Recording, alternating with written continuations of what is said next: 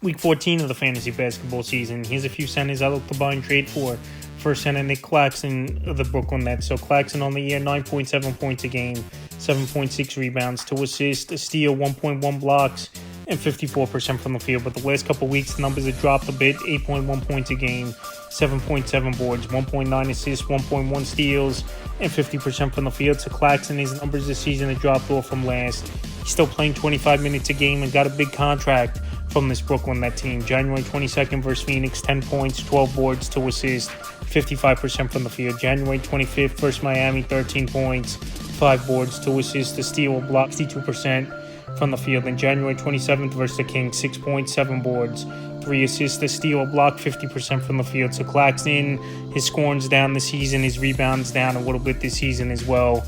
Claxton, he's a good ball player, and I think you could get him on a discount. Like I said, the numbers across the board are down, but he still could contribute to fantasy owners and put up about, I believe, 10 and 9 for the remainder of the season with a block a game and a good field goal percentage. So right now, well, the numbers haven't been great this season compared to last season, and obviously teams are zeroing in on him more, where this Net team doesn't have a lot of marquee talent right now. That's why the numbers are down, but I believe fantasy owners could go out there and get him on a discount this week. The next center, Jonas Valanciunas of the Washington Wizards. So with the deadline next week, Valanciunas is going to be traded, and I think his minutes per game are going to go up, where he gets traded to a contender, even if he's coming off the bench with another team like he is with the Wizards. On the year, 11.7 points a game, 8.1 boards, 2.2 assists, 56% from the field. But the last couple weeks, 12 points a game, 7.9 boards, 1.9 assists, and 59% from the field. So Valanciunas, rebounding, field goal percentage, and scoring in a decent rate, he could bring fantasy owners. But like I said, the last couple weeks, his numbers have dropped off a bit, and if he gets traded to a contender,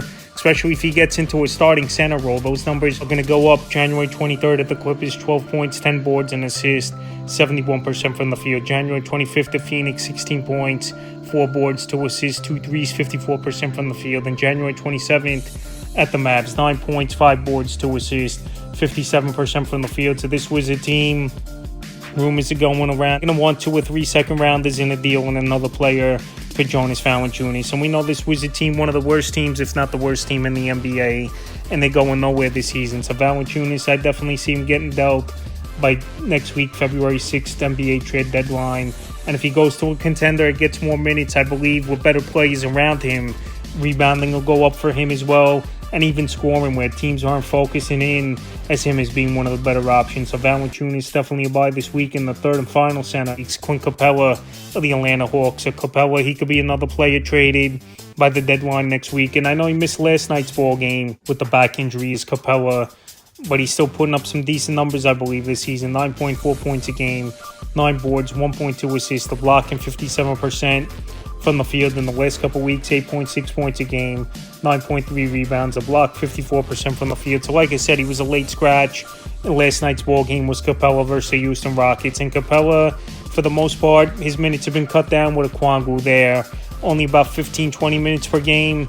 And also as well, if they want to trade him, they don't want to play him major minutes, and they want to get top value in a deal for him. So Capella, if he goes to a contender like Valanciunas, I believe he could go out there and his rebounding numbers will go up, shot blocking will go up a little bit, and he's always been a good field goal guy with dunks and putback layups. January 20th at the Knicks, 12 points, 9 boards, 2 blocks, 55% from the field. January 22nd versus Detroit, 16 points, 10 boards, a steal, 2 blocks, 75% from the field. January 25th versus the Raptors, 5 points, 4 boards, 40% from the field. And January 27th in Minnesota, 10 points, 15 boards, 3 assists, a steal, a block, 71% from the field. So like I said, Capella still could put up numbers, still a solid rebounder. And if he gets a change of scenery and more playing time, that's where I think we really see the numbers go up. So right now, well, he's pretty much playing 21 minutes a game at most part for this Atlanta Hawk team. I think Capella is a good buy this week, and you don't have to give up much at all to get him on your roster. So that's a few centers I look to buy and trade for Week 14 of the fantasy basketball season.